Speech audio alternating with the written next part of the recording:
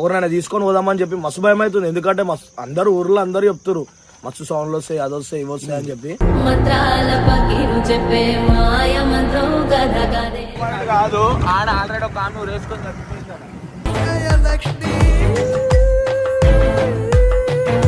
కదా. ఇదైతే ఎంట్రీ.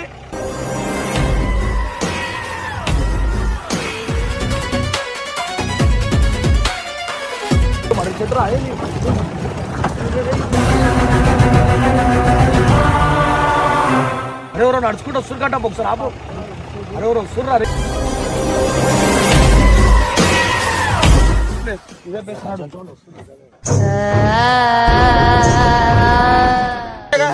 చెప్పింది ఈడగా దిగమని ఫస్ట్. అరే అంటా చూడండి.